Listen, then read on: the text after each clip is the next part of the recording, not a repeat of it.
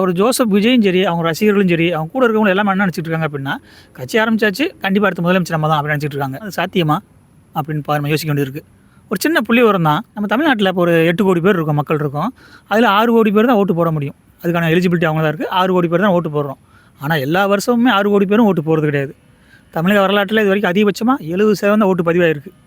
ஏன்னா ஒவ்வொருத்தர் வெளியூரில் இருப்பாங்க, ஒருத்தர் வர முடியாமல் இருக்கலாம், பிஸ்னஸாக வெளியூரில் இருக்கலாம், இல்லை வெளிநாட்டிலோடு இருக்கலாம். ஸோ ஓட்டு போட முடியாமல் போயிடுது இல்லையா? ஸோ அதிகபட்சமாக தமிழ்நாட்டில் 70% ஓட்டு பதிவாயிருக்கு. 70% ஓட்டு அப்படிங்கிறது 4 கோடி 20 லட்சம் பேர். இப்போ ஒருத்தர் ஜெயிச்சு முதலமைச்சர் ஆகணும் அப்படின்னா குறைஞ்சது 40லேருந்து 45% ஓட்டு தேவை. 45% அப்படிங்கிறது 1 கோடி 75 லட்சம் ஓட்டு வாங்க முடியுமா? சப்போஸ் நீங்கள் வாங்குற மாதிரி இருந்தால் இதுக்கு முன்னாடியே கிடந்த 50 வருஷமாக டிஎம்கே இருக்குது, ஏடிஎம்கே இருக்குது. ஸோ அவங்களுக்கு ஓட்டு போகாதா? ஸோ நம்ம ஜெயிச்சிருவோம் அப்படின்னு சொல்கிறத விட அது எப்படி ஜெயிக்கணும் அப்படின்னு கொஞ்சம் ரிசர்ச் பண்ணணும் இல்லையா? அதே போல் அந்த மேடையில் வந்துட்டு ஸ்டாலின் அங்கிள் நக்கல் நையாண்டியாக பேசியிருக்காப்புல விஜய்.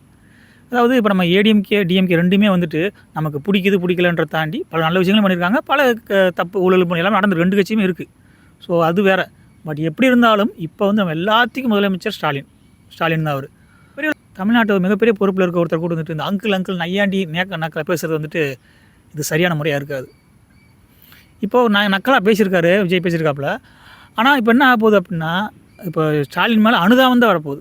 ஸோ இப்போயும் விஜய்க்கு ஆப்பு தான் வருது. இப்போ எனக்கு தெரிஞ்சு விஜய் ஜெயிச்சிரும் அவர் நினைக்கிறது காரணம் என்னன்னா, ஒருவேளை அந்த ஆந்திராவில் சிரஞ்சீவி விஜய் வந்தார்ல, அது மாதிரி நினைக்கிறேன். ஏன்னா அவங்க கட்சி ஆரம்பித்த முத கூட்டத்தில் கிட்டத்தட்ட 10 லட்சம் கூட்டம் வந்துச்சு, மக்கள் வந்தாங்க. அவ்வளோ ஆட்கள், அவ்வளோ பெரிய கூட்டம். அது அங்கே வந்துச்சு அப்படின்னா சிரஞ்சீவி உடனே கட்சி ஆரம்பித்த உடனே டேரெக்டாக அங்கே வந்துடல. அதுக்கு முன்னாடி மிகப்பெரிய உழைப்பு இருக்குது. அங்கே மக்கள்கிட்ட எல்லாத்தையுமே பழகக்கூடிய ஆள் அவர்.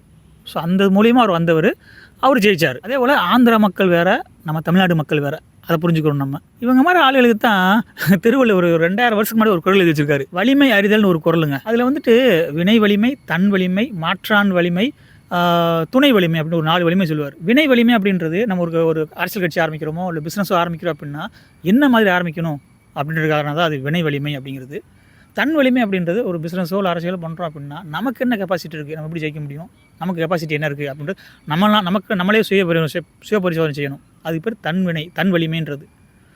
இப்போது மாற்றான் வலிமை அப்படின்றது நமக்கு ஆப்போசிட் பார்ட்டி இருப்பாங்க இல்லையா, அவங்கள பற்றி கண்டிப்பாக தெரிஞ்சிருக்கணும். நம்ம ஒரு பைக்லேயே போகிறோம் அப்படின்னா கூட, நம்ம நேராக போனால் கூட இன்னொருத்தர் வந்து முட்டுவானே என்ன பண்ணுவீங்க. ஸோ அவள் எப்படி வர்றான்ற பார்த்து கொஞ்சம் நேருக்கு பக்கம் நம்மளும் போக வேண்டியிருக்கு. இதுக்கு பேர் தான் மாற்றான் வலிமை அப்படிங்கிறது. துணை வலிமை அப்படிங்கிறது எல்லாத்தையும் அரவணைச்சு போகிறது.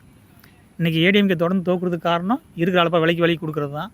டிஎம்கே தொடர்ந்து ஜெயிக்கிறதுக்கு காரணம் எல்லாத்தையும் அரவணைச்சு போகிறது தான். விஜயோ இல்லை அவங்க கூட இருக்கவங்களோ தயவு செய்து இந்த குரலை அவருக்கு சொல்லுங்கள். மற்ற குரல் தெரியுதோ தெரியலையோ, வலிமை அறிதல் அப்படிங்கிற குரலை தயவு செய்து படிக்க சொல்லுங்கள். அதுக்கப்புறம் முடிவு பண்ணட்டும்.